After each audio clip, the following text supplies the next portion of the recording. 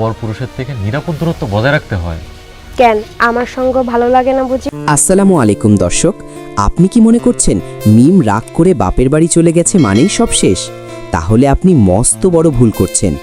মিম চলে যাওয়ার পেছনে লুকিয়ে আছে এক ভয়ানক সত্য, যা ফাঁস হলে এই বাড়ির ভিত্তি কেঁপে উঠবে। কিন্তু তার চেয়েও বড় ধাক্কা কি জানেন? বোরখা পরা সেই রহস্যময়ী নারীকে যে আড়ালে থেকে সব নিয়ন্ত্রণ করছে। মহিন কি আশিয়াকে বিয়ে করতে যাচ্ছে? আজকের ভিডিওটি শেষ পর্যন্ত না দেখলে আপনি সত্যের মৃত্যু নেই নাটকের সবচেয়ে বড় টুইস্টই মিস করবেন। তাই এক সেকেন্ডও স্কিপ না করে সাথেই থাকুন। 25তম পর্বে আমরা দেখলাম মিম তার সম্মানের খাতিরে বাড়ি ছেড়ে চলে গেছে, কিন্তু যাওয়ার সময় সে বলে গেছে সে ফিরে আসবে কেবল তখনই যখন সত্যের জয় হবে। অন্যদিকে শাশুড়ি আম্মা আর বাকি মেজো সেজো বউরা মিলে এক বিষাক্ত ষড়যন্ত্রের জাল বুনছেন। তাদের মূল লক্ষ্য হল মিমকে শরীরে মহিনকে অন্য কারো সাথে জুড়ে দেওয়া এবং সম্পত্তির দখল নেওয়া। আমিনা আপা চেষ্টা করছেন ঘরটা বাঁচাতে, কিন্তু ষড়যন্ত্রের বিষ এতই গভীর যে তার একার পক্ষে সেটা সামলানো কঠিন হয়ে পড়ছে।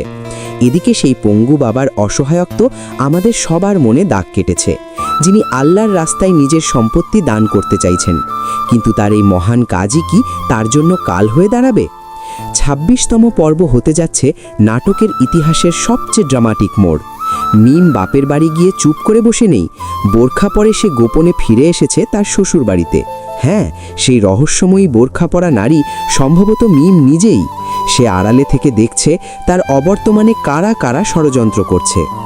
আগামী পর্বে আপনারা দেখবেন মহিন যখন আশিয়ার সাথে দেখা করতে যায় তখন আমেনা তাকে সতর্ক করে। মহিন কি পরিস্থিতির চাপে পড়ে আশিয়ার প্রতি দুর্বল হয়ে পড়বে, নাকি মিমের অভাব তাকে পুড়িয়ে মারবে? আমার ধারণা মিম খুব শীঘ্রই একটি মুখোশ উন্মোচন করবে, যা শাশুড়ি আম্মার মুখের হাসি কেড়ে নেবে। সম্পত্তির ভাগ নিয়ে মেজো ও সেজো বউদের মধ্যেও বিবাদ শুরু হতে যাচ্ছে, যা মিমের জন্য ফিরে আসার পথ সহজ করে দেবে। এই নাটকের প্রতিটি চরিত্র আমাদের সমাজের বাস্তব চিত্র তুলে ধরছে। লোভ কিভাবে একটা সাজানো সংসার ভেঙে চুরমার করে দেয় তা আমরা এখানে দেখছি। বিশেষ করে মিমের চরিত্রটি আমাদের শেখাচ্ছে যে সহ্য করার একটা সীমা থাকে।